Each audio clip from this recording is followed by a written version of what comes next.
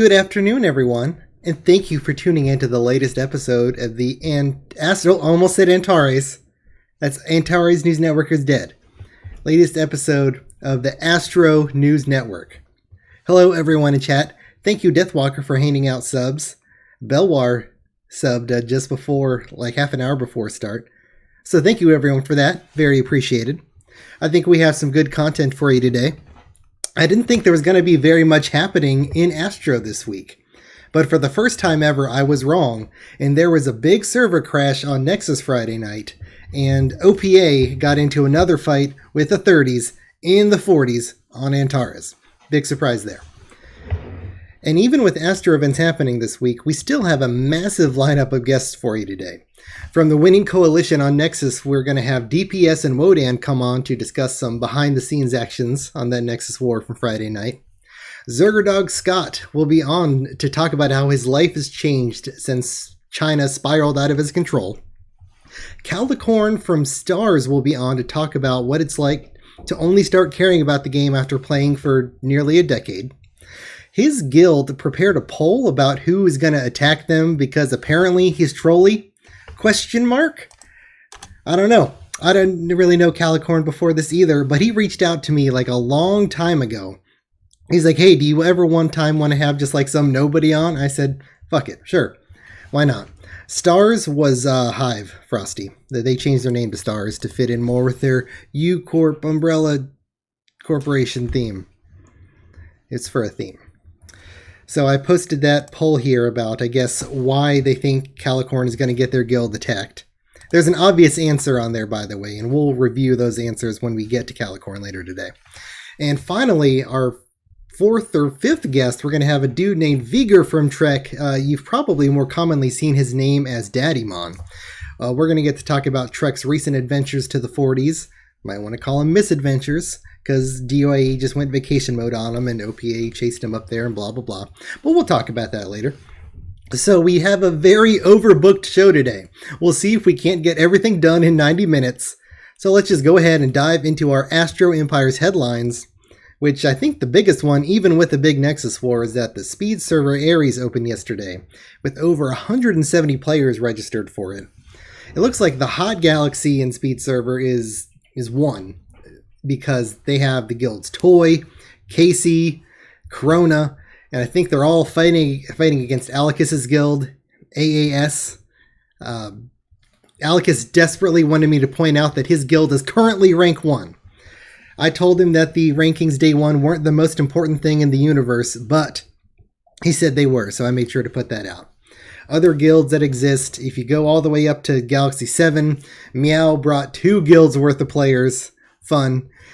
And in the middle, there's the guild Research Labs. I think they're in 4. Next time, I think when they open the speed server, they might not need a full cluster if people are just going to only use 3 galaxies. But that's basically all the guilds. Meow's guilds are Zoom and Slack. They're in 7. RL's in 4. And then there's 4 guilds all in 1 together. Looks like everyone's fighting Alicus. So that'll at least be fun to talk and troll about. But really, Speed just opened 24 hours ago, so not that much to talk about yet. But next week, we'll have a lot more to dive into for that. Moving to Antares, we have another story of when the 20s chased the 30s to the 40s. It starts out with Trek launching up to Galaxy 48 looking for a piece of DYE. But DYE pulled the old vacation mode strategy. I'm sure Chansey told them to do that. That's one of his favorites. So Trek got up there, and then they didn't have too much to do. Trek's trip home, however, led them to stop off in 40 instead of launching like straight back to the 30s, like 39, 38 or whatever. So OPA launched up to 40 in the hopes of catching some of their fleets. OPA shotgunned up, but some dummy like blew detection and didn't shotgun their fleet. So Japan and Trek saw they were coming about a day before landing. Japan sent a little fleet up to maybe support, but then ended up recalling. I think they just didn't send enough, or we sent too much. I don't know. But in the Ek, not a whole ton of Trek fleet was trapped, like close to 5 million. OPA got to derb like around 1 million or so of it, and the rest kind of recalled back up to 48 where DYE was waiting for them. I don't know if they straight up got shot or just deleted. I don't know. So, but roughly a 5 million fleet loss for them there. And in the rest of, for the rest of the weekend, because OPA landed there on Saturday, The OPA has just stayed in 40 and just kind of blown up everything there. Atreides, before the show started, really wanted me to point that out, that we just farmed A40 so good, better than a galaxy's ever been farmed before. So we got that out there. But I don't think we're gonna like stay for much longer, because I think we've done just about everything in the galaxy, and we need to get back to the 20s. So for like all the like impending 10s and 30s joint invasion that I think is gonna happen next week, we'll see what happens. And I know I still didn't talk in too much detail about that 40s trip for Trek, but Daddy Mon will talk about it more when we get him on later today. We're gonna talk about the Nexus 4 in a minute, and we're gonna have DPS and Wodan on for that. But before we talk about Nexus, we're just going to hop to the rankings real quick, because that's going to take 2 minutes, and then we'll get those two dudes on and we'll chat it up about them. Alright, so here's regular rankings, going to be real quick. The top 5 guilds are basically the same as last week. Still OPA, USSR, Japan, SF, and HC. The fleet guilds are basically the same as that. I think Japan and SF flip-flopped in fleet, so SF is 3 and Japan is 4. Usually they've been the same for the past few weeks, but they're very close in fleet. But everyone's going to be fighting next week, it looks like, so we'll see how that all shakes out when the invasions happen. If you take a look at the rankings XP, the top 5 XP guilds are DYE, Lost, Trek, Wolf, and OG finally returns to the top 5. And if we take a look at the top 5 just individual accounts, you'll see the Elite is still number 1, followed by a couple of dudes in SF. And then UCorp has 5 out of the top 10 accounts in the top 10. And I know Detroit says stars, but that's basically UCorp. DPS, it's not said that 40s has the most experience, because when you get invaded by people with higher level than you get more experience from it.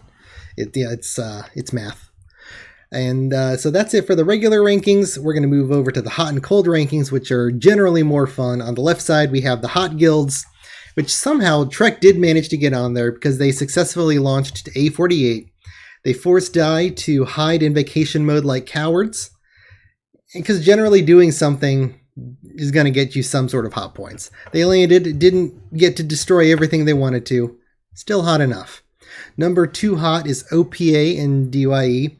Basically, for pulling off the same trick 2 weeks in a row.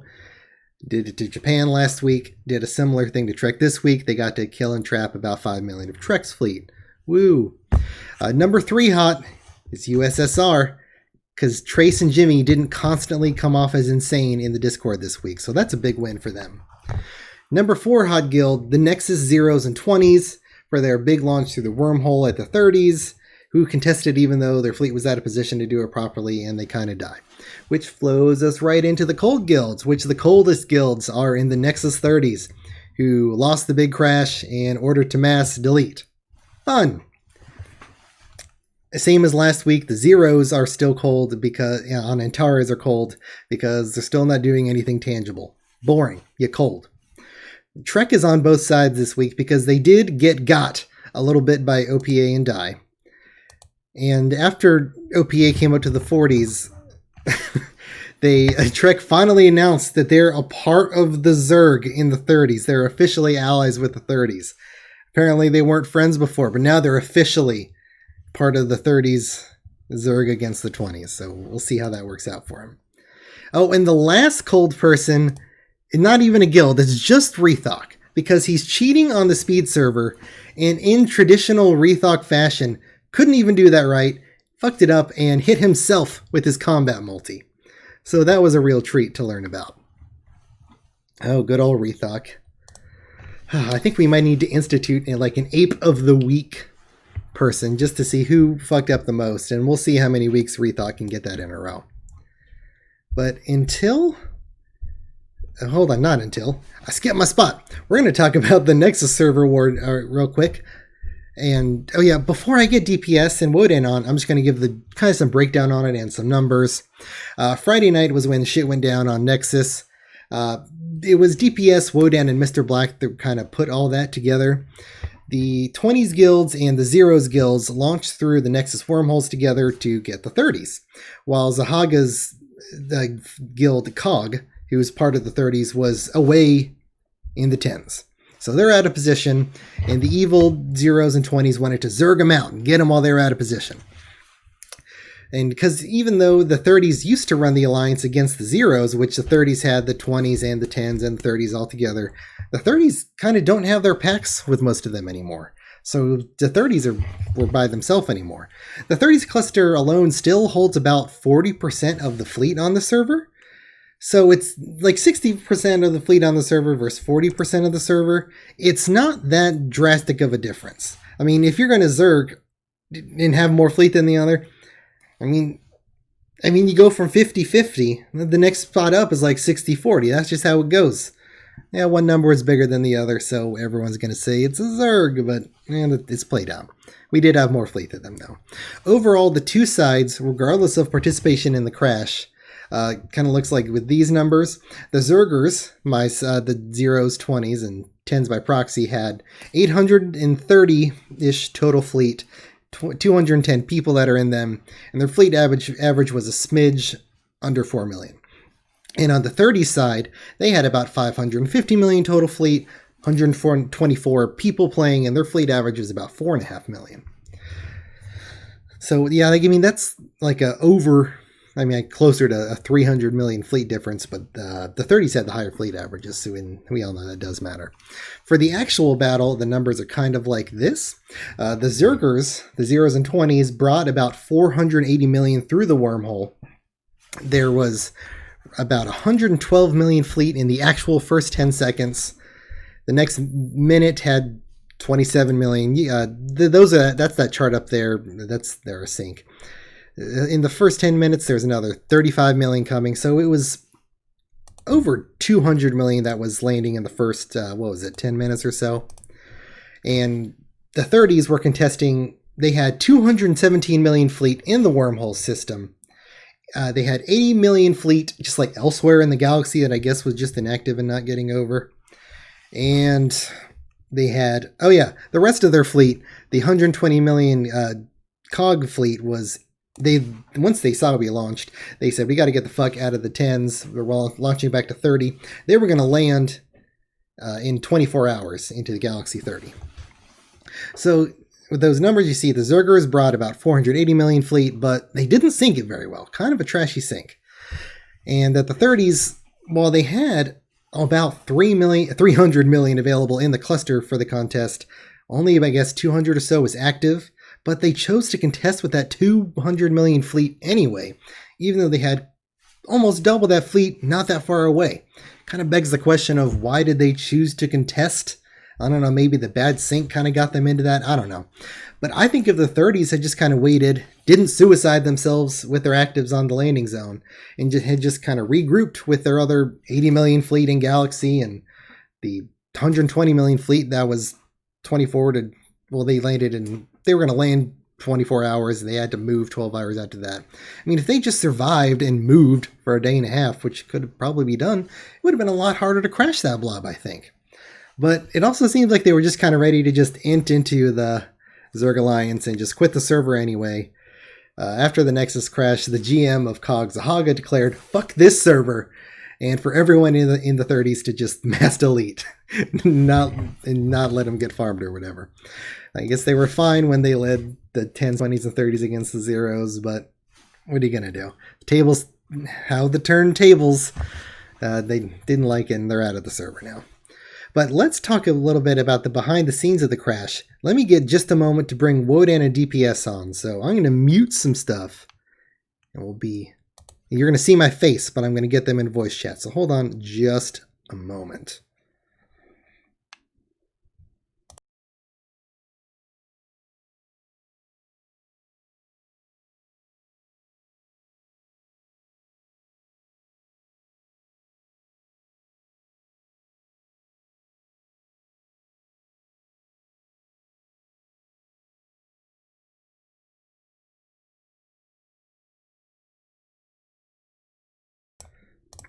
Alright guys, we got Wodan and DPS on.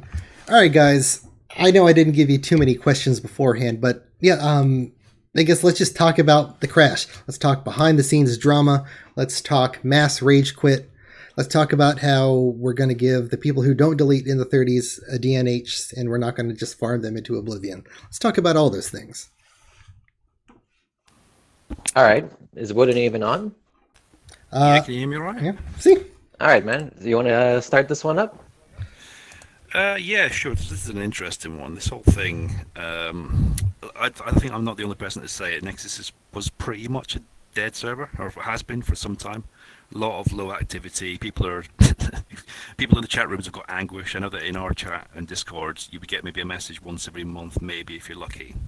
So I guess this kind of came as a surprise to everybody. I got a message on, I think it was maybe late Wednesday, early Thursday, from Deathwalker in Wolf saying, "Cogs come after me again. Can you do anything?" And it's here to go again. This is it. I mean, I think Wolf's been like the punch bag of the Nexus server for a couple of times, and Cog are the prime instigators. They've always had a thing and wanted to go after them. So I said, I'll see what I can do. I went back to the Dogs leadership and said, look, this is what I'm going to do. I kind of, at this point, I thought it was just going to be maybe a couple of guys from All Stars rushing up the teams just to put a bit of extra beef into, Deathwalker's back line. But no, when I spoke to Mr. Black, he went, actually, there's an opportunity here. You do realise that 120 million fleet from the 30s lines is no longer in the 30s, and we've got a 12-hour flight time to the rest. That was it. As soon as that was the realisation dawned on us, we started trying to put together attack vectors and just to see what would happen, what we could do. DPS actually came to me and said, do you know what COG are doing, and have you spoken to Deathwalker? Yeah, I said, yeah, and here's the plan. Do you want in? And he went, yeah, let's do it then. That's it. Because it came together. I remember it came together like really quickly. We're just like, oh, we got to move to the wormhole. Yeah. And then we moved up there. Like a lot of fleet just didn't even get there in time to launch. It was just sloppy, low notice. That's why the sync was so trash and embarrassing. I think with this sort of thing, you can either be fast. Well, you can choose two things out of three. You can be fast, you can have a good sync, or you can have good attendance, but you can't have all three. So for us, we were fast. We were fast on the button. We had good attendance, but we had absolutely garbage sync. But that's the price you pay for, a rally inside of 12 to 24 hours. Get to the wormhole, launch through, work out how it's going to go, all that stuff. And at very, very short notice, I think it was pretty. I was actually really impressed with 30's rally. I didn't expect them to get 200 million under us. I thought they were going to run, but yeah, they performed pretty well actually. Because they moved 200 million, but they had before we landed, there was almost 80 million just inactive in Galaxy. It feels so bad that they didn't let their inactives soak up some of the damage for the active crash. I feel like that was a big misplay. I think so, yeah, and I think that the fact that there were 35 million blobs still in 35 after we'd done the crash, not moving, that's very telling for the activity of the server, I think. Yep, I think so too. I thought it was more. It was 30 million times 2. There was 2 different gates with 30 right. million on it. Yeah, there was. So there was about 80 million inactives, but on 20s we had about 100 million inactive. Right next to the wormhole or on the wormhole, which was an hour notice. So those players went inactive, just moving 5 minutes through the wormhole. And I think the Zeros also had another 100 million that was late, as well. So we started off with just 300 mil. Yeah, it was a real. We jumped up to 480, but the 4080 was way out of sync. I mean, even on Utopia, we were talking about the comparison between this launch and the Utopia wormhole launch. And Utopia, we had a 1 hour spread, and we thought that was bad. This was a 6 hour spread. Yeah, it was. It's pretty much the worst sync I've ever seen in any. And here's the weird thing about it. It's that the sync was so bad, and it was still over and done once the caps landed in 20 minutes after the first wave. We could explain that actually, because that was planned. The first 30 minutes was the part that was planned. After that, it was just inactives and bad launch. But the first 30 minutes, we decided to let OPA. Sorry, you guys are not called OPA. The lowers go in first. The boomers. Okay, boomers. Sure, we let the boomers go first because they had huge averages, and Iron Frigates. You can't get any easy hits off that. No. Yeah, so by them landing first, We get to wipe out the front line of all the actives, and there's no easy pickings. After that, the next wave was my guild with we had majority of bombers and mixed fleet, Bombers. and bombers could only do their damage if you're the one who does the hit. If you get hit, fuck it, you're done. But since we landed afterwards, there wasn't enough activity and response to get hit, and we landed almost in sync with the caps at the same time. So we had anti-caps and caps landing at the same time after they've exhausted the majority of their active players. And I believe Mr. Black himself took out 3 of their caps by himself some in that really time. nice hits, some clutch hits. To be honest, he Yeah. arguably turned it for us. Yeah, those were some of the few battle reports I put in there. I didn't put too many of the BRs in. I was running out of time for show prep. But I got those in there because those are big deals. He derped 3 different Dreadnought stacks. I think that was all Yeah. their dreads. I mean, you're right. I think they had a Yes, fourth. They had a fourth. Decision. It was they did actually. They had another one bounced around. I think Cloak was late to the party. The other 3 Dreadnought stacks were on the land zone, and Cloak arrived a little bit later. He was hiding his fleet. But I think the strategy to trail caps 20 minutes got a little bit of criticism from our side. They were like, "Why do you want to do that? That's stupid." You know, you want to either be way late so you just clean up what's left because you've already won, or 3-minute or 5-minute trail. But we did 20 minutes just because we knew that it was going to be a bit of a spread launch. We actually thought everybody else was going to launch. We were looking for a much better sync. Yeah. But, I think when you put up an announcement and say caps are trailing 20 minutes, that gives everybody else 20 minutes to be in that kind of window, because you know Yeah. if you're landing after caps, you're a shithead. You know. Yeah. That is very true, very true.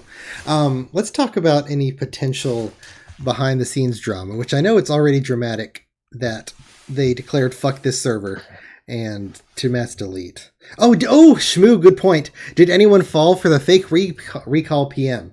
Yes, there was one. Yes. Cash flow fell for it. Yeah, quote unquote, fell for it. PS cash flow. Yeah, he fell for it. Ugh.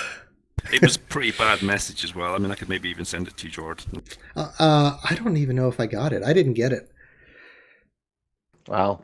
Yeah, that's always fun. There's always one, man. There's always one. Let's also talk about how like I one don't random think guy. 20s had any recalls, actually. Uh, I don't think they attempted it with us. Well, maybe I just didn't get the message. because I don't think he sent it to everyone. I don't believe I got it. So I think he knew that might be like at least partially running the crash. It didn't matter because those are like the people that could see it and like announce something like, "Hey, they just sent the fake PM. Don't ignore it." But if you don't But send it to we the got leaders, ahead it's a little more on chaos that. from it. But all 3 guilds, or 4, everybody posting the announcements, don't fall for that shit. Like, hours before. I know. Yeah, but yeah, someone always falls for it. I wanted to talk about any potential behind the scenes drama that we have. I think that might fall on me. It probably does. You're always wrapped around that. So I guess where do you even want to start with that? Okay, well, I'm going to do process of elimination. 13, there was actually nothing wrong with 13 except for one player who was Dark Nikishimi. And he's the one that was responsible of breaking the alliance by himself and entirely losing the entire server for 30s. That's what I believe. Because when we were helping Triple Zerg the lowers, he's the first one to break pack and backstab us. And then when we demanded him to be ZF'd and killed, as we were promised, Cloak decided, hey, I'm big enough. I don't need to keep my word anymore. 20s can't do shit. I mean, it's just DPS. It doesn't matter. And That is true. backstabbed us, right? And then I just wanted to note, that's one mistake. One player is all you had to do.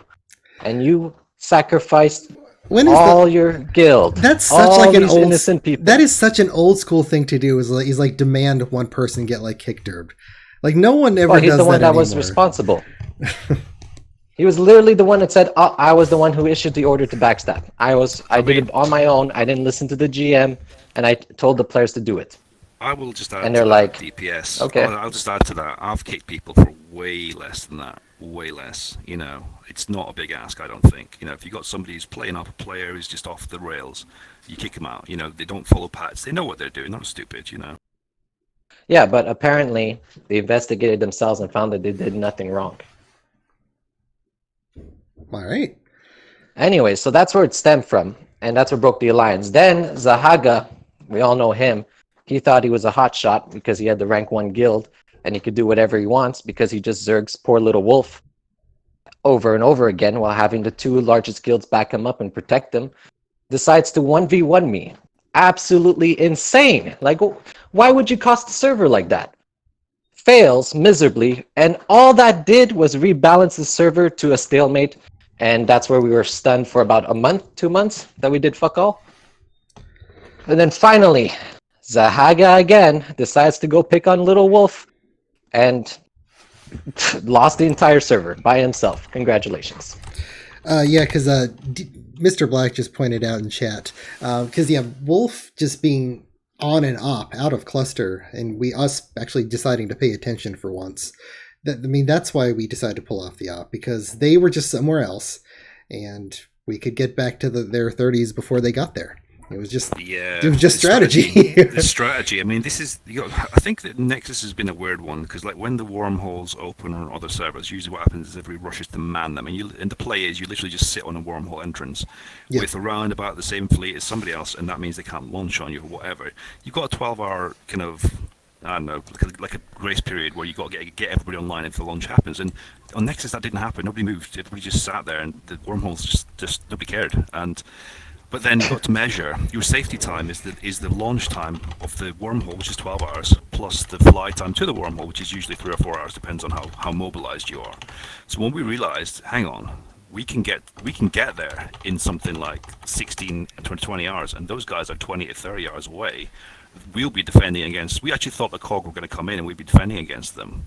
I mean, before COG moved out, the numbers were quite okay. They weren't exactly even, but if you take Wolf out of it, it's 450 million against 400 million, which is pretty even. You know, that's and did a defensive crash, you'd probably win that. You know what I mean?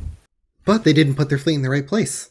Well, no, and this is why we moved. You see, when a hole in the front line like that opens, you got a real short window of time to just get in there and breach the defenses, and that's exactly what we did. We were watching COG constantly. We were constantly speaking to Deathwalker. I mean, we even kind of, when I was speaking to Deathwalker on Thursday night, I was like, Deathwalker, you need to derb your inactives. You need to just deny them any cash whatsoever.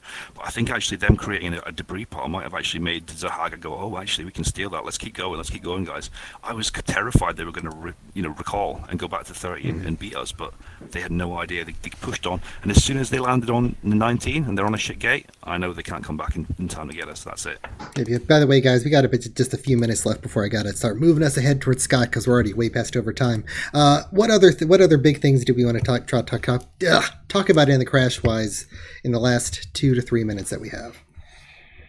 Well, I wanted to advertise Port Art and to say in the news that this is not even a troll or a joke. I know it's bad timing considering that you probably hate me a lot right now.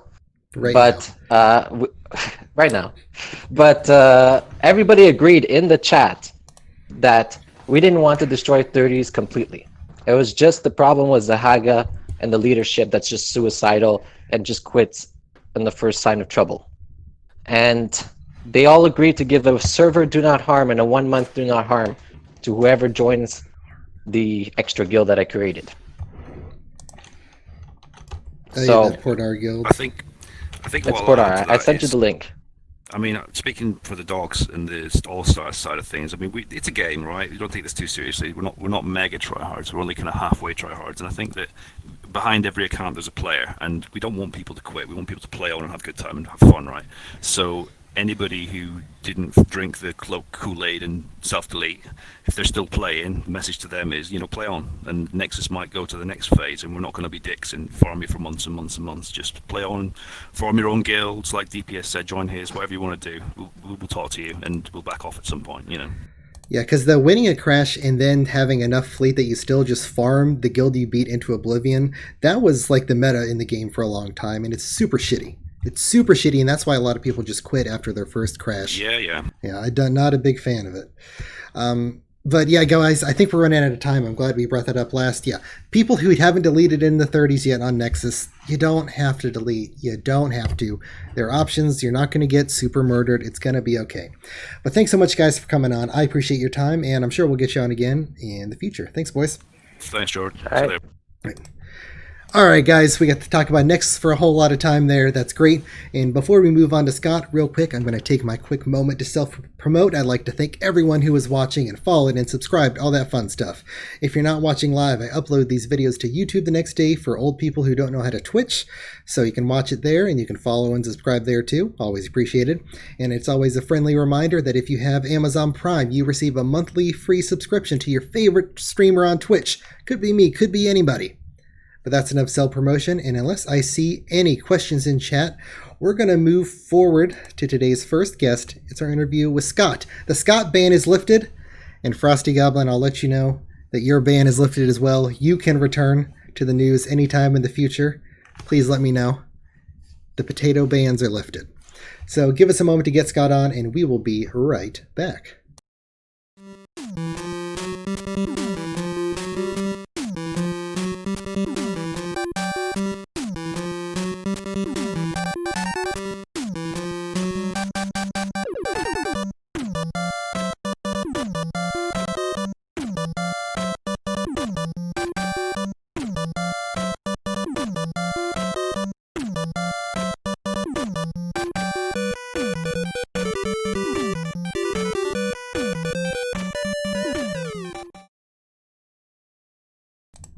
Oh my god, I realized I've somehow botched Scott's screen, but that's okay. Scott, how are you doing?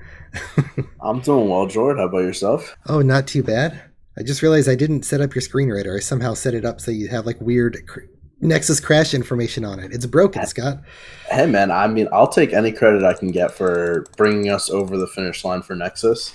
Yeah, I mean, did you almost play Nexus for a whole month before you quit? I played Nexus for a month, but I also put Katz in the leadership position where he had to, handle all that stuff. So I think, honestly, I think I'd take 10% of the credit for winning Nexus, but we'll see. That's debatable. Here we go. I got your picture back up there. All right, you're set. Thank you. Okay. That looks better. All right, so you were in the teens. You started your guild with Trace, and then something happened, and now you quit the teens and you've restarted in the 50s. My notes say that you were just completely kicked out, but I want to know what happened in the teens. So just for PR's sake, by the way, I would call it a retirement more so than a quitting. Left on good note. Still got the gold watch. You get when you retire. Throughout the whole thing. So I guess I could start. Like, everyone knows the story of what happened, anyways. Like, we went teens. Me and Trace were pre-patted in teens. China was there. China showed up with 3 fucking guilds. It got out of hand. Belwar was there. Played with Belwar. I've been playing with Belwar for like 3 servers in a row. Belwar's a friend. The whole thing was it was all set up to turn into what it turned into now, pretty much perfectly. So it got boring. Obviously, there's not much you can do when you have that many people. There's only so many people you can mobilize for ops. There's only so much opportunity you can take when other people leave their clusters. So then that puts a target on your back. Clearly. I mean, we all read the AE Discord. We all see the flame that everyone gets towards the other things. We all see what happens. So yeah, I wouldn't call it like I guess you can call it a rage quit, maybe. I handed my logs off to Trace. I said thank you. Like I still consider Trace a friend, even though all this went down. I don't take these things personally. It just didn't work out for me, at least. By the time I left, I recruited 28 players to play Antares with me personally, and by the time when I left, I think 12 remained, and like 3 of those guys were like super inactive. So I mean, it was the match just wasn't there. Obviously, like the mindsets going into that server between the 2 groups, between me, my Traces, and my group, it just wasn't there. You've played with us many times, Jordan. You understand how these guys are, the Cybers, the Snazes, the Shawns, where we go and Dusty, Blacko, go in. The instant you stop just having fun, trolling around, you're gone immediately. Exactly. And that can happen even like a weekend at the server. It's just, I'm not immediately getting dopamine from AE, gone. Yeah, That's exactly. And honestly, like I didn't expect them to have any different mindset because that's just what we've done. On T, we had a blast. We Belisarius started in our Galaxy in 39 on T. We had a great time fighting him, and then we ended up memeing on the Belwar, Green Eyes, Cougar Mommy Zerg that started next to us. Bizarre too. Like we always go out and we just fuck around and see what happens, and usually quit by like month 2 or 3 at the absolute latest. Yeah. Most of the time earlier. So I don't really blame my players for thinking that like it was like that's what we were gonna get because that's just what we usually do. So so my players quit. Anyways, long story short, I know I'm rambling, but I decided to go to the 50s. I didn't take a single person that was in USSR with me. I just thought that would be disingenuous. I thought that would be rude almost because there's just no point in doing that, trying to be a dick. So But you're in the 50s now. What was the name of your guild? I forget what it was. It wasn't Scott. Tag of Scott, which is what I wanted. No, it's 50s all are welcome. So for some weird reason, I had this like feeling when I went 50s that like there was going to be actually people there. Swing and a miss on that one. I know. I thought there's a weird like part of me that was like, hey, a new cluster open. Like maybe there'll be people that start there. But so I made 50s. I said, oh, welcome. I put up my open recruitment. Ended up, I mean, the guild up there is like 6 random people I picked up and then a couple of friends that I brought from other clusters that weren't happy with their situations. So, I mean, we're just living our best lives. That's just all dicking around. Yeah. We're day by day. Yeah, who else is even in the 50s? I think there's a guild named FaZe, and like that is all I know about in the 50s that exists. There's like 30 players up there. So there's that guild. There's the FaZe, which are based in 29. So they're I guess you could call them like the big players, even though there is no big players in there. But they're the ones with the most group, most people, best averages, most. I mean, I think they're all in 29 too. I mean, in 59 too. So like, they have a strong little core that go. And then there's that A50s guild, which is like a mass recruit guild, like almost ASAE style of recruitment where they just took anyone. They have some good players up in the top of their rankings, but I don't see much. I don't feel threatened by them personally because of how spread out they are and everything. So those would, and then there's like a small guild here and there. Like there's that guild, their name, like the Scaffolding Corporation with 11 players that are in 58. So there's some people, there's fun to be had, but it's, I mean, once the barriers probably not that much. Once the barriers lifted and people can come here, it's just I mean, there's just no help. There's no. At least the 40s had people, and if they didn't like backstab each other every other week, like maybe they would have a chance on repelling. Yeah, but they don't. Yeah. Yeah, so the 50s they opened, but not that much really happened there. And I believe you have a group on the Speed server as well, Research Labs. Yes, I do. Yeah, I like that theme because for the account I made for the Speed server, I'm the ANN Tech Champ, so I could get in there at any point, and I did, and to be publicly, I did just ask to start in Scott's Galaxy so I could get fucking trade routes and not have everything awful. Yeah, so we are zerging. We have 16 players, so putting that out there now, so the acquisitions can be done. So we started in 04. So I don't know what you want to get into about the Speed server. I don't know how much detail you want to go into it, but it's pretty interesting that like everyone decided to go 01 and just kind of run into each other, like foreheading into each other. Oh yeah, everyone's together in 01. Thank you for the subscription, Pulse. I appreciate it. And yeah, there's 4 guilds in 01. There's 2 in like a half guilds in 7, and then you're in 4. Yeah, and that's it. It's bizarre. So we didn't pick our starting location until 2 minutes before the server started. So I checked the numbers before this, like right at the beginning, and it was like 175 people signed up or whatever, like 180 something. Mm-hmm. So like you do the math and you're like, all right, divide that by 15. Like the way Speedster, at least the last round worked was like you have a guild, you go one galaxy, you go one galaxy, you go one galaxy. You don't stack galaxies. You don't like. There's usually, some guilds do contest, but like I don't know. Like our experience wasn't like that because they just ran from us. So I don't know.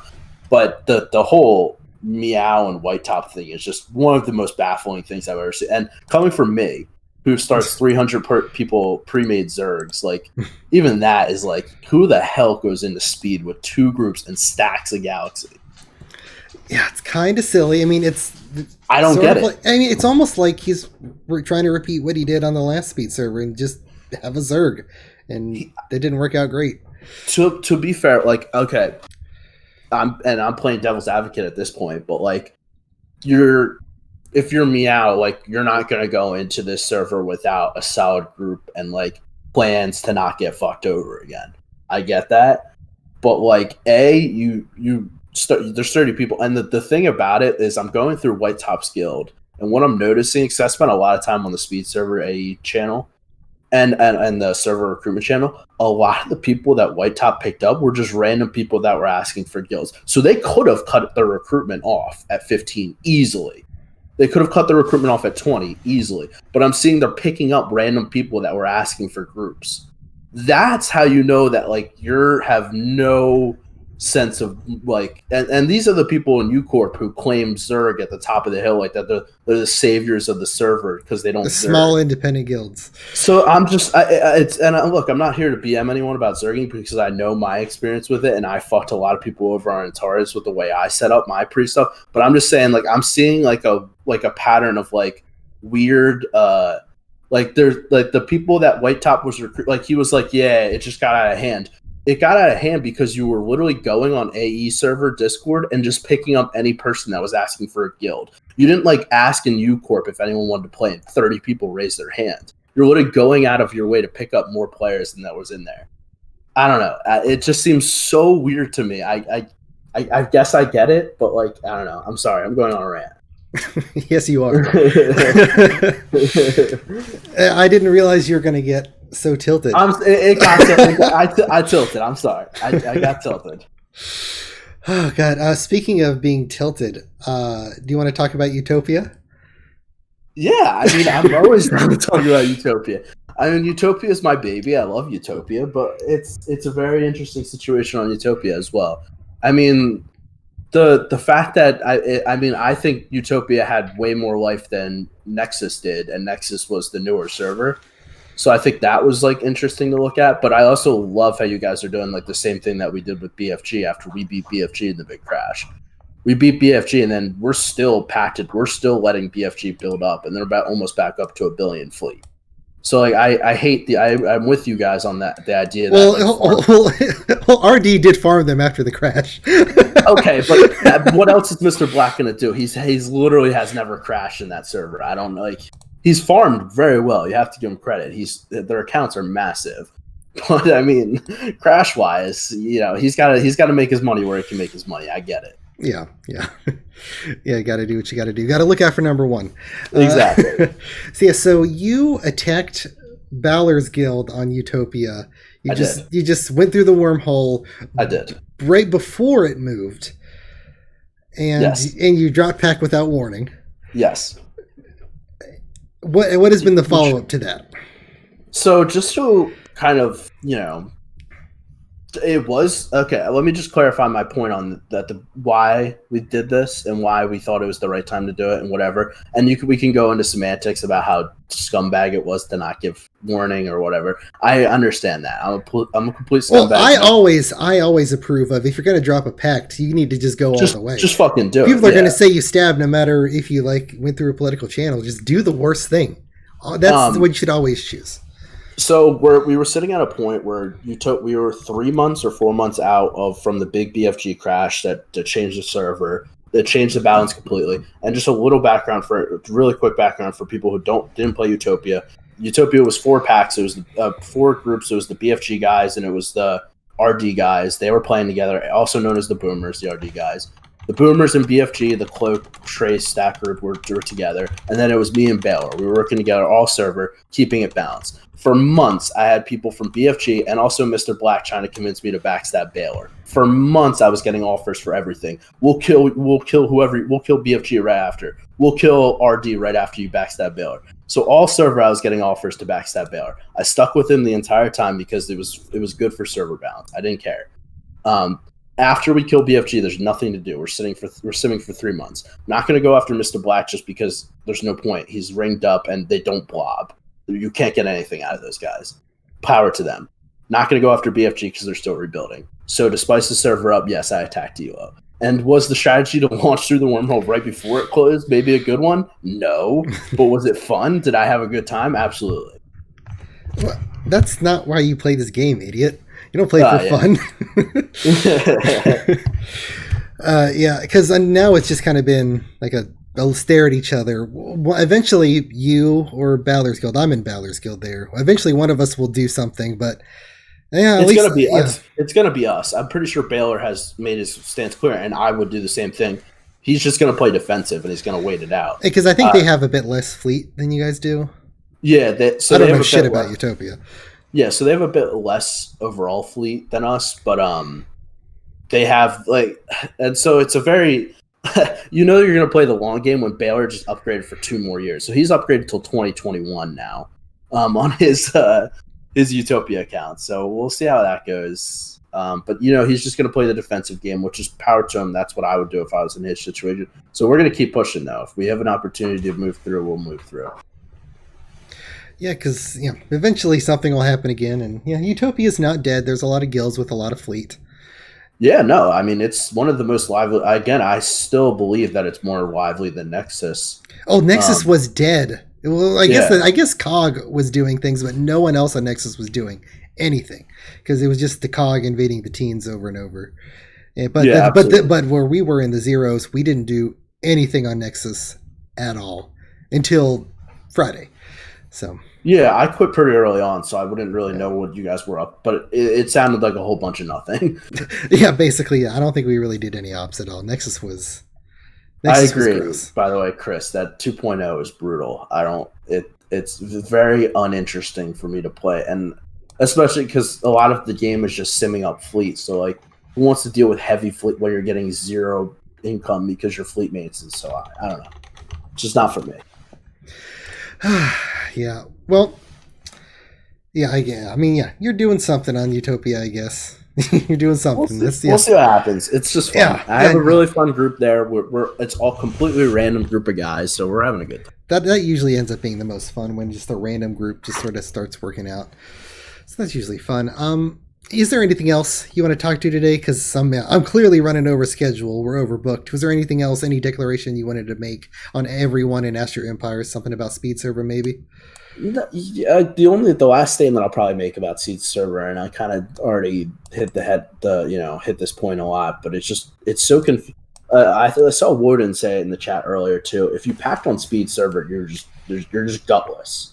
I have zero plan on packing any single I said this about Antares too, so I guess, don't quote me on this then. But I don't plan on patching anyone. I feel like if you packed on Speed Server, you're literally just anti-fun. The Speed Server is supposed to be about memes, fun, and just running into shit. So, yep. Everyone, don't Zerg like White Top and Meow did. There you go. Declaration made. I've heard some of the guilds in 01 are allied, but I don't know. And at that point, though, half the Speed servers in 01, so no one wants to get farmed for 30 days straight and pay for it. So I get either they should just restart then because there's so many empty galaxies, or just or figure it the fuck out. Excuse my language. Whoa, I think I've said that a few times already today, so I think you're in the clear. But yeah, I think that's a good plan. Yeah, don't pack on Speed so much. That made the last Speed server the worst. And again, I made this point and I'm sorry I keep going over, but I made the point in the Discord as well. It's just they felt that they were threatened enough to packed up. But going in pre-packed pre-packed on a Speed server is just one of the most unforgivable things I've ever. And again, coming from me, I know I'm a Zerger dog myself. But if anyone has credibility to talk about how annoying and pathetic a Zerg is, it has to be me. So I don't know. It's so gutless, and that's where I'll end. All right, cool. Well, if that's where you're going to end, I'm going to boot you off. Thanks so much for coming on, Scott. Appreciate it. Thanks for having me, George. Pleasure as always. Yeah, maybe we'll get you to yell at Frosty again sometime because the potato bans are lifted. My second favorite thing to do in the world. Excellent. But again, thanks, Scott. Have a good one. You too, man. All right, boys. That was our close personal friend, Scotty. But we have more guests to move ahead to, so we're just going to do that. We're going to take another quick break, and we're going to get Calicorn on, So don't go anywhere. We will be right back.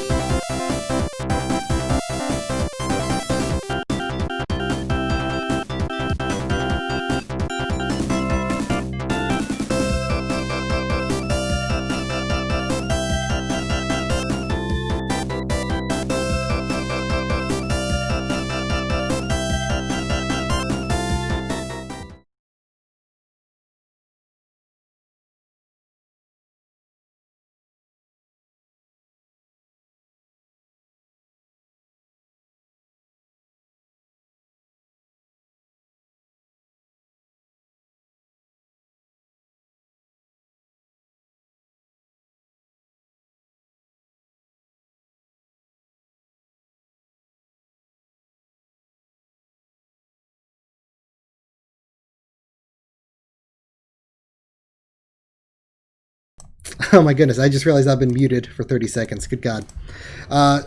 It was boring, don't worry, because I had the wrong picture up. Anyway, UCorp prepared a statement for Calicorn because Calicorn is apparently super trolly and he might say something so bad. So here's their statement. Calicorn does not represent the views or opinions of the Umbrella Corporation. Any and all viewpoints or interpretations of the server are his alone. If anyone takes offense or disagrees with his thoughts and ideas, Umbrella Corporation does not take responsibility for its experiments and suggests you ninja his bases individually or submit a ticket to the HR department. And they conducted a live straw poll about why you think he might get you invaded. I don't know if too many people filled this out since I posted it, but you should. Anyway, Calicorn, how are you doing? Pretty good. Yourself? Yeah, doing good. I felt bad that I was muted while I was talking for 30 seconds there and had to say everything twice, but it's okay. So, Calicorn, I don't think you're not like a super huge popular name. As we were talking before, you're like, I only just recently tried actually doing anything in the community. So, can you give us like a brief just history about yourself? Who are you? Where are you? What are you? Let's start there. So I am a relatively new player in the sense that I'm only just as of Antares actually giving the server and the gameplay actual brain power.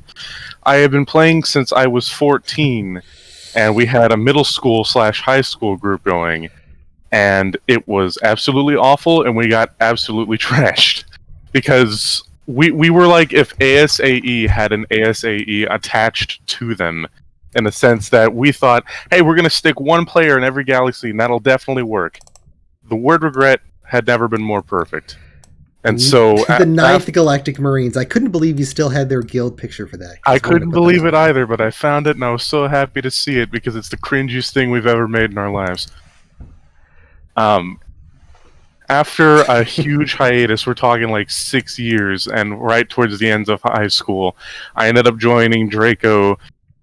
solo, because I didn't see much point in playing with teammates because they basically abandoned us on the last server, and Epsilon ended in the most miserable way possible, where I was level 35 and I had just built my first Leviathan, and then a level 85 guy came and took all of my bases in one night because he saw the Leviathan is like mine.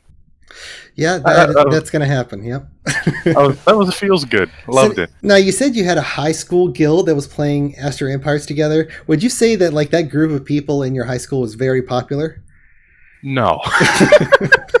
Absolutely not. So we were the kids who always hung out in front of the library, and that should be the number one of how trash can we are. Oh, but no. We were so into Astro Empires in our youth that we actually lied to our librarian and told her that it was a text-based game that the computers class was having us play as a social experiment, and she actually bought it.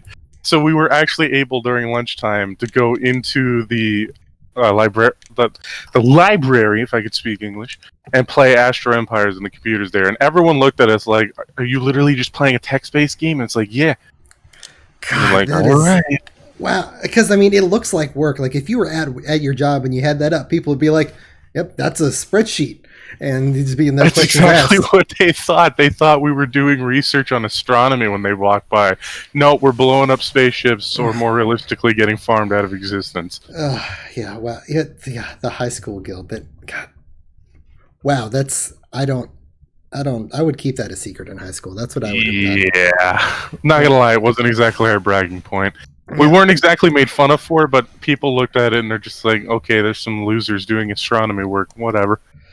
Oh yeah, for sure. So you told me you started playing at age 14, and Yes, only sir. like basically a decade later did you really start actually trying an Astro Empires. What, like, I guess changed for you in your mind that made you realize there might be something a little bit deeper to the Astro Empire as well?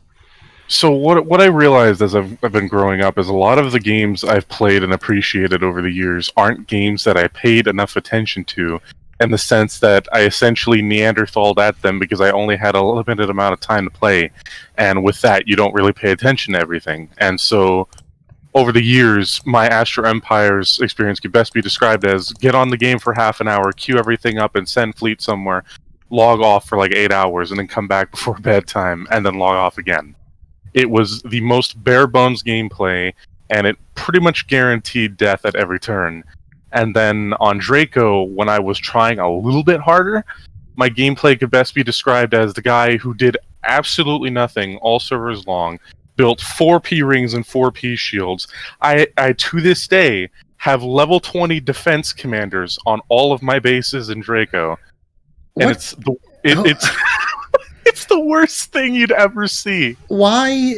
What guild were you in, and why did they not train you to do anything differently?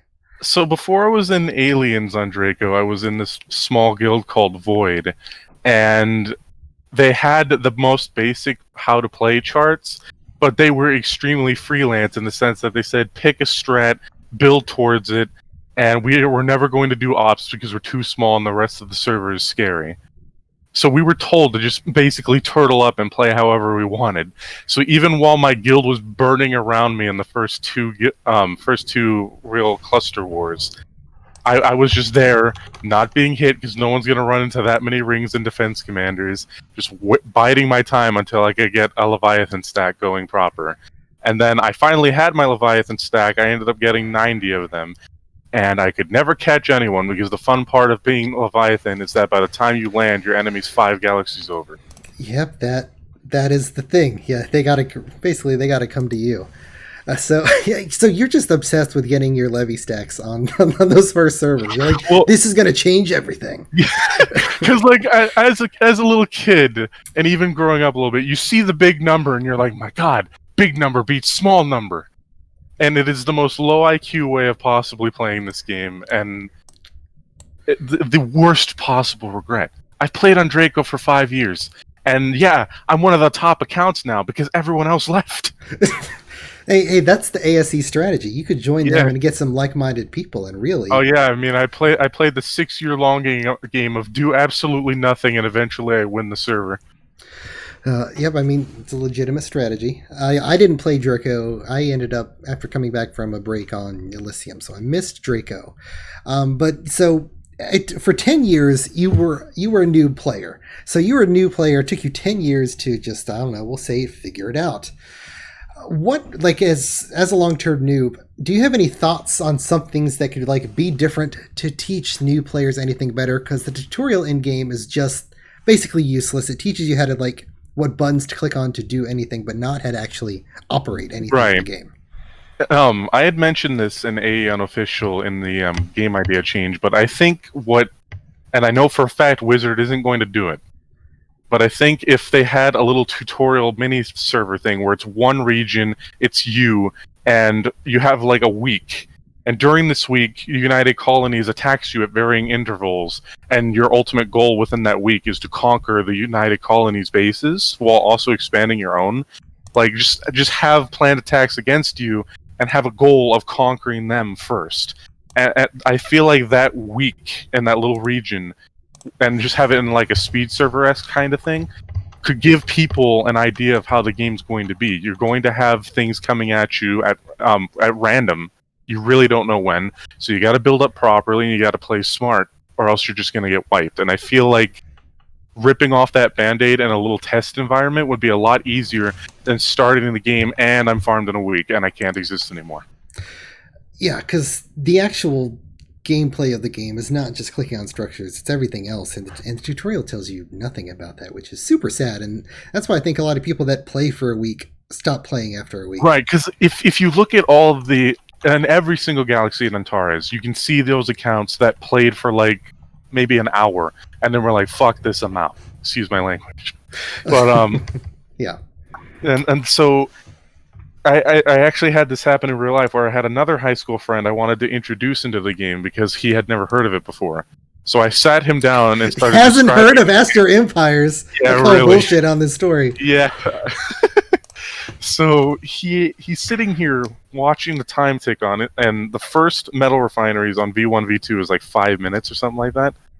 So he sits there, he queues everything up, and he's like, so wait a minute. You're telling me this is based on real life time, and the first couple things are 5 to 15 minutes each? And I go, yeah. He then proceeds to, and I shit you not, go to account and delete account right in front of me. Oh, yeah, that's been my reaction to any person I've ever showed this to.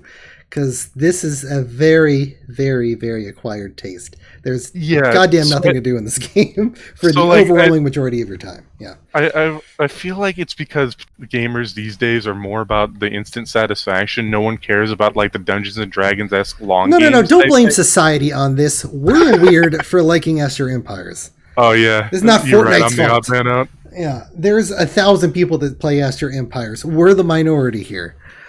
Goodness sake. you can't lie with the fact that when they announced that the server was being faster, a lot more people came back, and it's because it doesn't take as much time anymore. And I feel like that's a great step in the right direction. I feel like if they made the servers maybe like to 1.5 times what the V1, V2 servers were, you'd have a much more interactive game because people couldn't play it. They can experience it a lot faster. And there's a lot less hurdles to go through. You don't understand how satisfying it was to have a second base building on day one, whereas in the older servers that really wasn't a thing too often. No, not it. Like it was 23 hours if you like did the build order perfect or whatever. Exactly. Whereas now you can consistently get that first base in what, like 14 hours or something? I don't know. I don't remember. It's a lot faster. Yeah, is the point. But oh goodness, I lost my train of thought. The speed server, like that's like a full 2 times speed. Everything is doubled, and even that doesn't seem like it's unmanageably fast. Like it's right. Yeah, like it's not crazy fast. So I think there could be some sort of middle ground where things are just sped up, like even like 20%, and that would make a huge change. And I also think instead of just having the servers perpetually go on forever, I feel like what could make the servers more interesting is have it to where every like 150 days or something like that, because the servers are perpetually faster with that change, you could just have at 150 days a winner, a guild, whatever is declared, and then everything restarts, a fresh slate again. Or there could be like seasons or something. It's like after year 1, this was the best guild or whatever. Exactly. Like I feel like the servers just because they never end. So, like someone who's like, oh, I won this server, and then you go onto that server, and the people who are left are like, no, we're the winners because we're the only ones still playing. Yeah, because what? I keep reading the chat and then I'm forgetting the question I'm going to ask you. Because when there was a time frame where the servers were coming out like 3 months apart, and servers were just dying in like 6 months because even if something shitty happened to your guild in 3 months, you could just say, fuck it, next server's in 2 weeks, let's go. And there are a lot of servers out there that were just very, very short-lived because 3 months wasn't enough time to let them breathe, and it was so easy if things aren't going perfect, fuck the server, go to the next one. Right. And that's why I think just having schedulized resets and an overall faster environment would be better in the long run, because you're going to have a lot less people who have to commit if they're sitting there getting dumpster fired, and it allows for much more interesting gameplay, because I'm pretty sure 90% of the game is waiting for things to build, and then only like 5 to 10% is actually existing with it. Yeah, there's a lot of time that gets spent doing nothing, or at most waiting for your fleet to land after an hours long flight. So, yeah, there's a lot of downtime. That's why a lot of Astro people play other games together, because you have to wait together. So let's talk about how this is like the first server again, how you've like actively joined the community and joined the Discord and participating there instead of just like blindly following whatever guild you were in. Like, what was like the breaking point for that? What made you actually like want to do that? I know I sort of asked that before, but I'm asking it again. So, from my perspective on Draco, again, I was basically alone in the sense that I only ever actually played the game when the guild master was like, "Hey, we gotta do something." And it's like, oh, okay. I didn't read the boards. I didn't actually participate. And looking back, I'm sitting here thinking to myself, why didn't I? There's the opportunity for new friends. There's new perspectives. There's, Christ knows, there's all the trolling under the sun in that server. So I was like, sure, I'll join up. Why not? Let's have some fun. So upon coming on to Antares, I joined the AE unofficial, and absolutely everyone is trolls. There's nothing serious. Everyone is constantly at each other's throats, and Alicus is easily the most alpha person I've ever seen in my life. Yeah, he's a big fan of Alicus. I don't know if you knew this. Oh yeah, dude. I let me tell you, when next server starts, Ali, if you're on that next server, I'm hitting you up, dude. You got the most alpha energy I've ever seen. Oh my god, Alicus has talked about his next guild on whatever B 3.0 is. He talked about that from like day one. He said, I'm here on Antares and I'm going to take over Bantares. And so that guild is already out there. That's definitely... Right. I need to sign up, dude. Alicus is a quality meme. Oh yeah. Yeah, you'll definitely won't be bored playing with Alicus. A lot of us have played with him at some point in our lives. But overall, like, I didn't know there was so much fun to be had and so many things to talk about with so many different people, because I thought that everyone was like only using the boards in game and never talking to their enemies. Nope, everyone's happy to meme each other, and it's been absolutely wonderful. And it's a lot more interactive because you meet people and see all these battle reports and things. It's like, I might just play with that guy next server. Yeah, I might just have some fun. Yeah, that's one of the problems when you play in like a non-meta guild, is that you miss out on a lot of stuff. Because not a lot of us, every one of us has played for years and years and years. So a lot of us have interacted with each other in some way over the years. Right, whereas when I was in non-meta guilds, it was just, big boys coming, lock down, that's it. I'm going back to my real life now. Yeah, and that is the single most boring way to play the game. Yeah. Yeah, not participating in this game that's already incredibly boring is definitely the worst way. And so now, yeah, it's the absolute worst. And now I'm part of U-Corp/Stars, and it's been the absolute worst experience I've ever been a part of. Let me tell you about Detroit and Lebowski, okay? These two are absolute donkeys, putting their face to the concrete and walking down the street. These guys are constantly drinking out of their minds. And I'm telling you, there is no successful launch that could be made with these guys. I'm bullshitting you.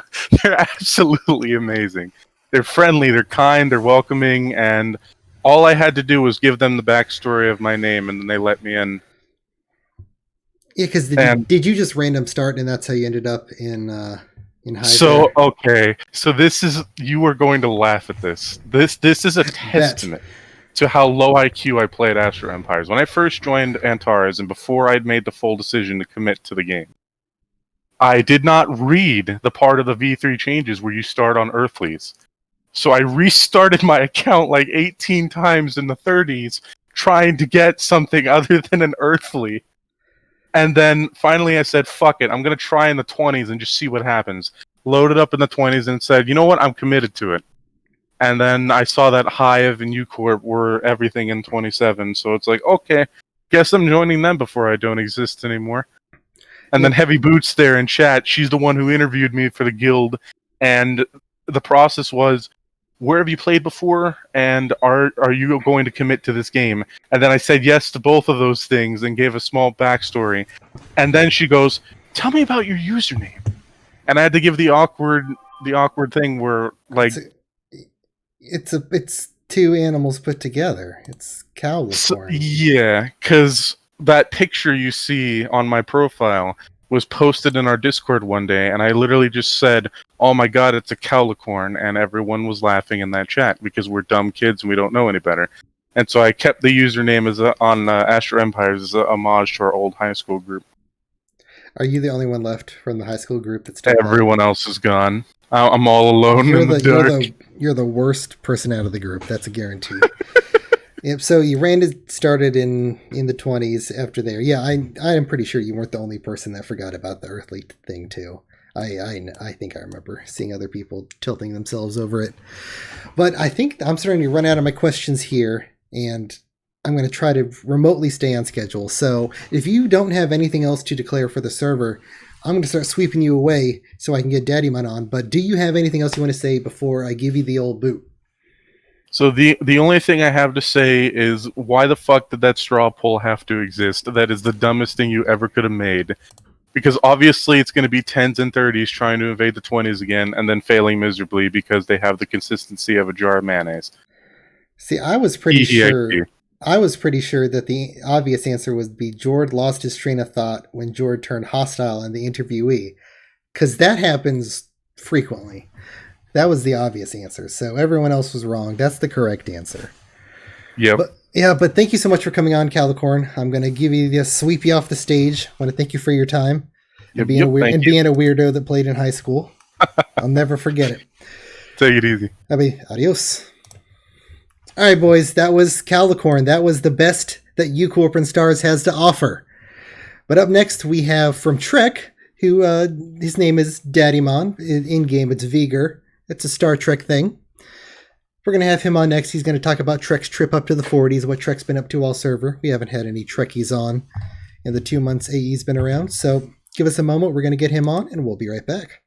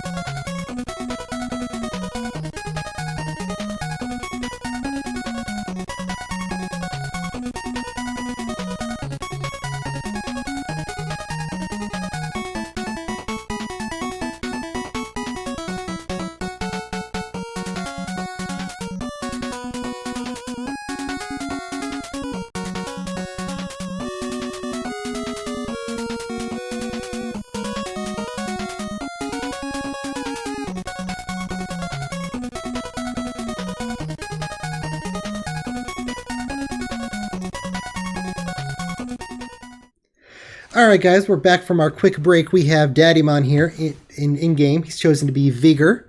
How you doing today? We're going to call you Daddymon. I'm not saying Viger. Oh, God. It's Voyager, from the original Star Trek movie. I've seen that movie and I forgot it was Viger. I forgot. So I'm glad to be corrected, though. I'm doing great. Good. So, as people said in chat, they said Daddymon sounds familiar. Let's hear a brief Astro Empires history that you can give everyone, because I know I've seen the Daddymon name around, and you've told me you've been in quite a few big guilds over the years. Let's hear some of those. Yeah, so a friend of mine, I was actually playing Spore Space Stage at a family camp at the main rec center area where they had internet, and this guy comes up and goes, "Hey, you want to really play a game that's fun?" He gave me the link to Gamma.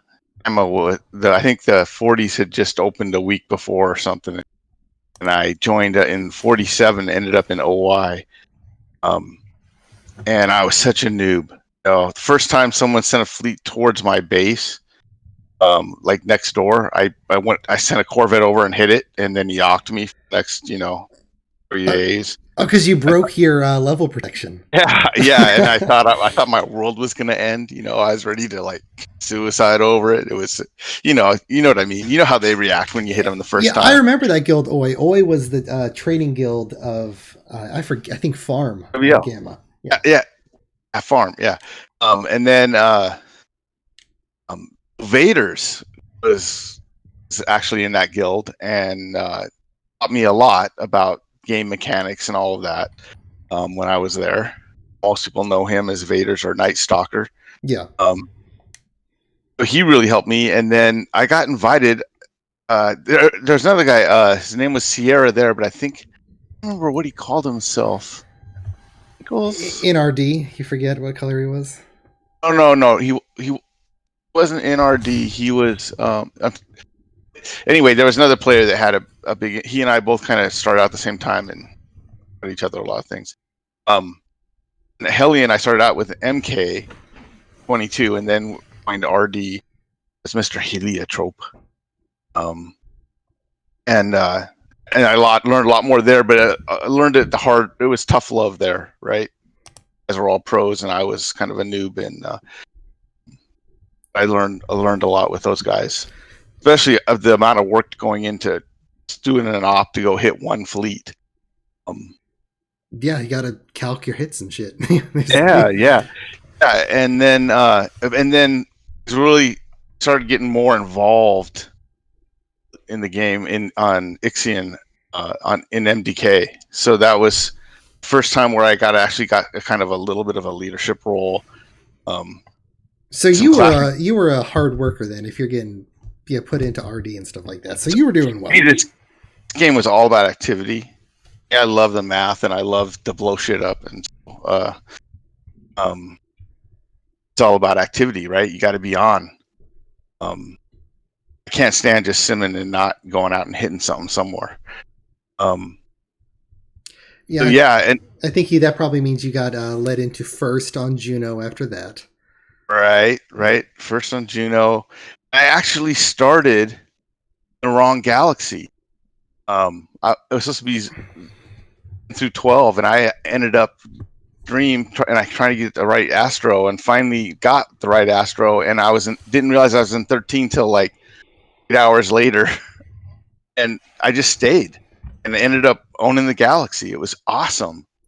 It's probably the most fun I had on AE. I know you told me that was one of the least fun, but for me it was one of the most fun, because I had this whole group of guys that were all afraid of me because I was in first, and so it actually was a lot of fun. Yep. Have you been playing Astro like all the time over the years, or are you taking breaks here and there? Because it's hard to play this for a decade straight.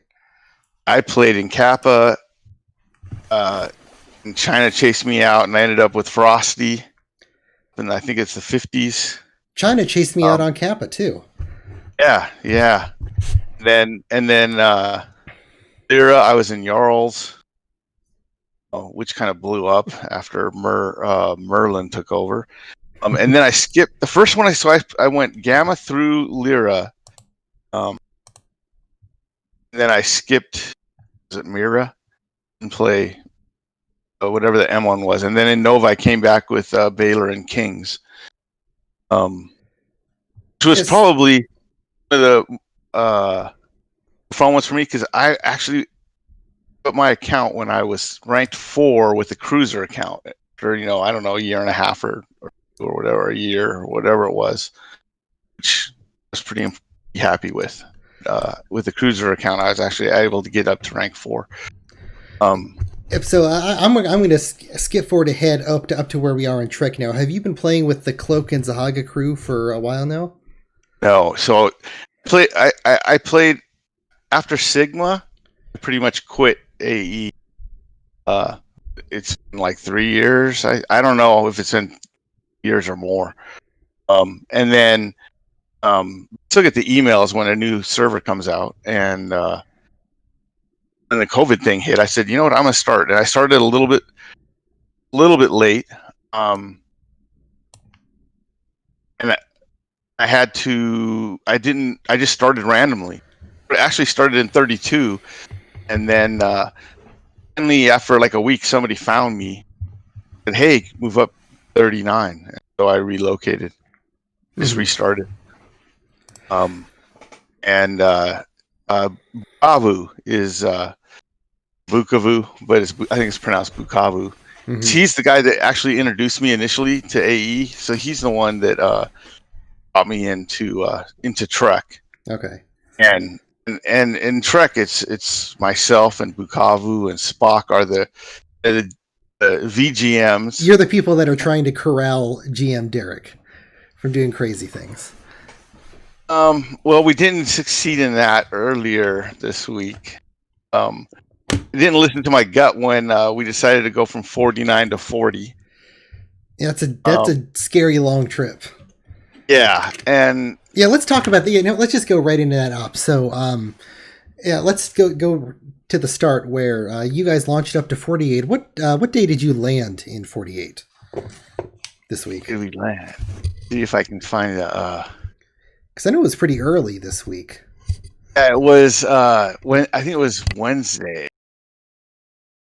Wednesday or was it Tuesday? I don't remember right now. I don't have it up right now to look at the first battle report, but yeah, we launched through last weekend and landed.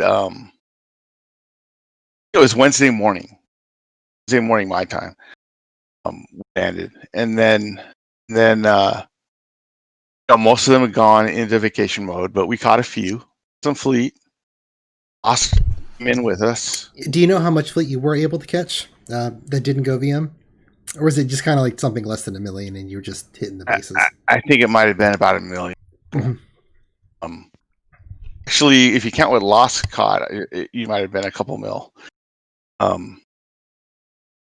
watched Warbeast take out a couple of one really nice. It was a baby, did not stack with the other support fleet. I watched him take that out. He's lost.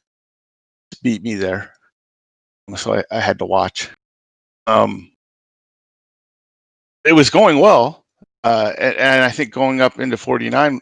Well, I mean, most of them went into vacation mode. We caught a couple. I got to sit on 7 occupations for 48 hours, which was nice.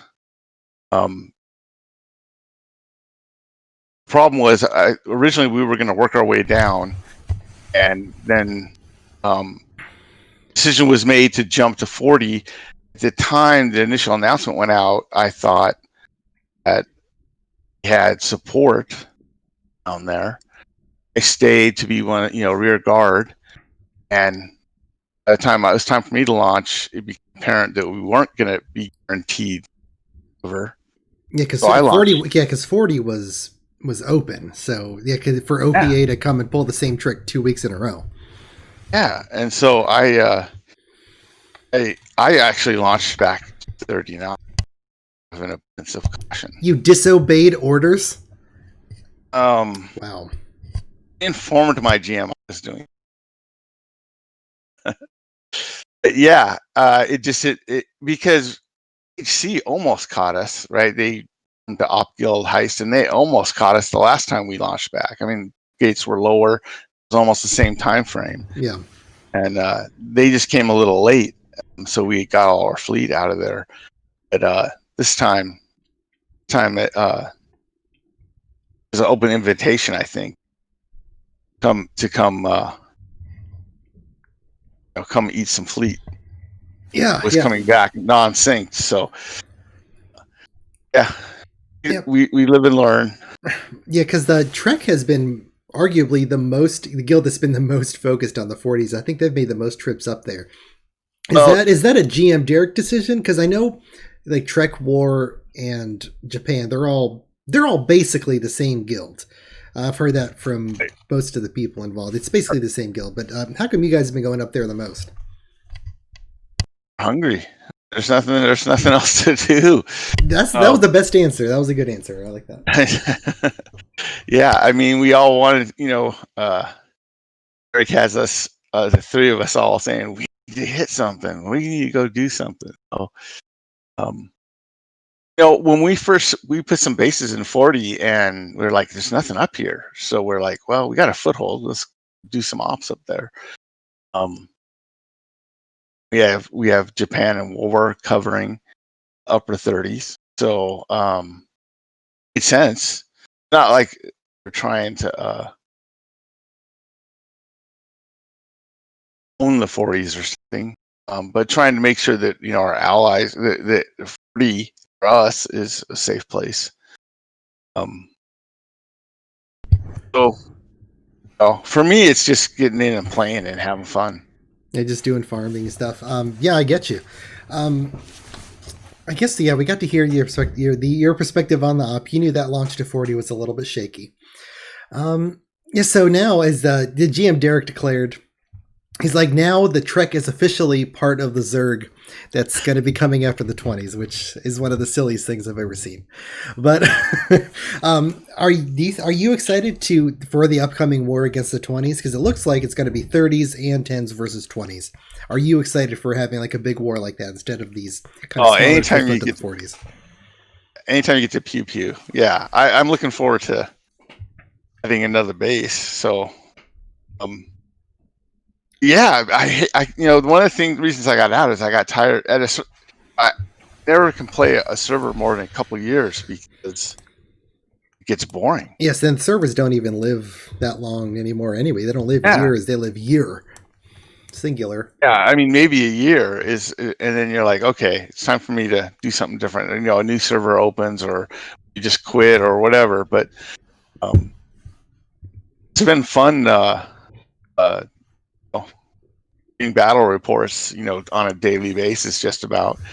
I can't go a month without doing them. It's just like, okay, then you're just hunting UCs. It's like, yeah, it all makes sense. Yeah. UC hunting is my least favorite thing. It's so boring. I hate it. But also, right now, I'm not playing any server right hard. I haven't hit a base in 2020, I think, on any server. But oh my god. Yeah, I mean, I'm just not in an active AE thing, and I just have accounts to log in and maintain, blah blah blah. But I'll get back into a phase where I try harder. It's just not right now. So there's the upcoming war. It's probably going to be happening next week, I think, those launches. But is there anything else you want to declare from Trek on behalf of the rest of the server and your alliance? Because I'm trying to. No, go ahead. Luke is our chairman of the board, if you want to say it that way. Everyone knows that. He gives us a lot of latitude, and we're just trying to have some fun, and look forward to anything, whether it's the 20s or whatever. Looking forward to some people. Yep, sounds good. All right, well, I think we're going to try to wrap this up. This is VGM of Trek, V'ger, also known as Daddymon, who's played around for years and years. So thank you so much for coming on, Daddymon. Appreciate it, and you have a good afternoon. Hey, thanks for having me. All right, you're welcome. Bye-bye. All right, guys, finally wrapping up the show here. That was a lot to take in. Whew, was that a lot? But I'd like to thank everyone for tuning in once again to the Astro News Network. Everyone who followed and subscribed throughout, it's all very appreciated. Next week, I do have one guest already lined up. Belwar wants to come on and do the opposite of what Mr. Black did when he came on. Instead of just rating the current GMs that we have, he wants to go over the worst GMs over the years. So we're going to have fun and talk about those. I don't know what else is going to happen in game, but we'll talk about that, and we'll get some guests on that are related to those things and have them talk about things too. So if you have anything Astro Empires that you do want to come on and talk about, go ahead. Reach out to me. You don't have to be a guild leader or Astro famous. Doesn't matter. We don't discriminate. And while it is public knowledge that I am an OPA, I will ask that if you do have a secret scoop, I can be secretly discreet. The news has several friends that are enemies of guilds in-game. The 30s guilds have all been very welcoming for me watching their things in game so I can report on it. So if you're planning something and you want me to talk about the aftermath on the news, I'll make sure to get time to get you on to talk about it. If you want to have multiple people on like we did a little bit earlier today, not a problem either. You can always send me a message in-game, Discord, Twitch, whatever, wherever you can find me if you're interested. And as always, thanks so much for watching. I'll see you again next time.